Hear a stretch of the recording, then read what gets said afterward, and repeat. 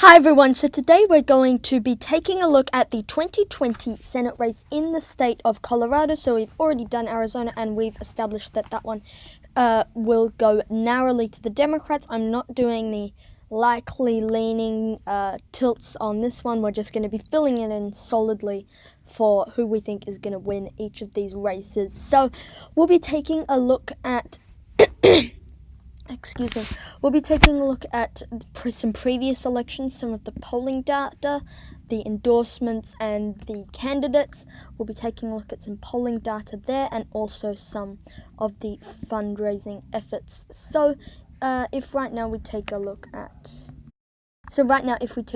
here at the latest polls, we go into the Democratic nomination.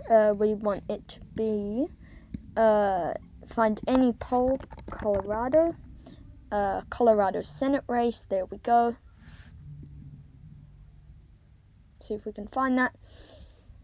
Okay, so for the first bit of data, we only have one poll here. It's an Emerson poll, and it shows John Hickenlooper with a 13-point lead on the incumbent U.S. Senator Cory Gardner. So that means Gardner's going to make up 13% plus 1, which doesn't look very likely. I mean, it's not, and it's very unlikely for someone to win in 13 points in what some still consider to be a swing state.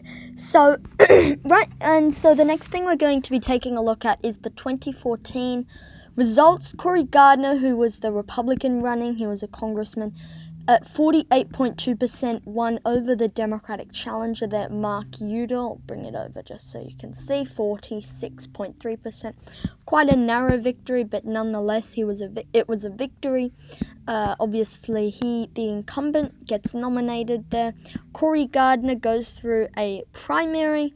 However, I think most of them in the end got it was just him running. And then if we take a look here, this is the predictions in 2014. It was mostly, pretty competitive, maybe slightly leaned to the right.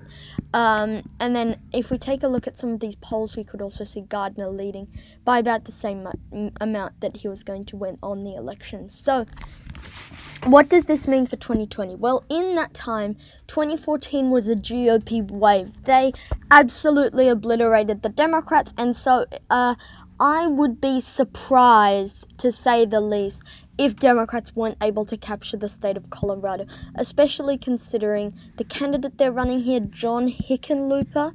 Right, Hickenlooper posts Colorado fundraising record in his first 6 weeks as U.S. candidate. The Democrats' fundraising in the third quarter bested the marks for his rivals, but not for the incumbent U.S. senator. So John Hickenlooper raised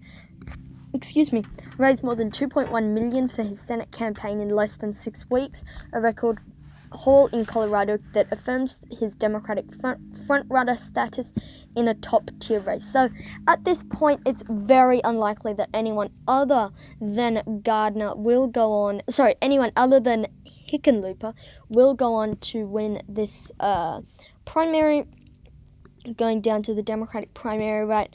It's quite a crowded field. You've got Hickenlooper. You've also got notable candidates like Andrew Romanoff,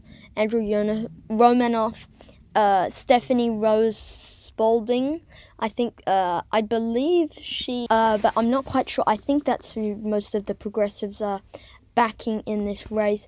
But at this point, it seems like it's mostly between, it's mostly Hickenlooper versus himself, Romanoff, and you might want to include, I don't know how to pronounce this, sorry, Spalding in that, but I would say it's John Hickenlooper's race to lose, and it looks like he's going to be the one who's going to go on and win that, and so then obviously Hickenlooper has quite a bit of endorsements.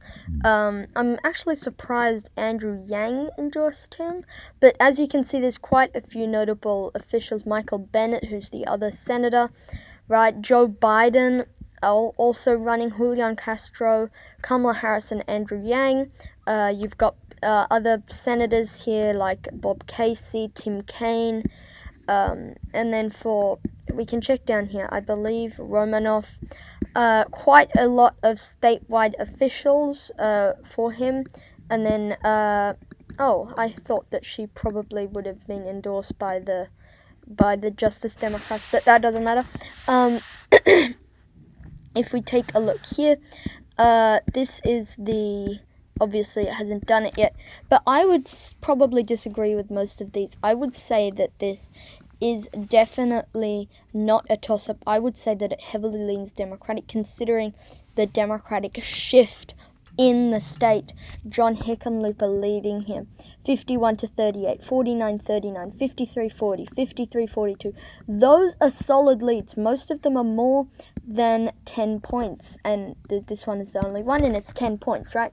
And so I think it's going to be hard for Gardner to make that margin up. And for that reason, I'm going to put it into the Democratic column. So that's it for today's video, guys. Tomorrow we'll be doing, not tomorrow, in a few days we'll be doing Montana, and then we'll be going on from there. So thank you for watching this video. Comment down your suggestions below, and I'll see you all in the next one. Peace.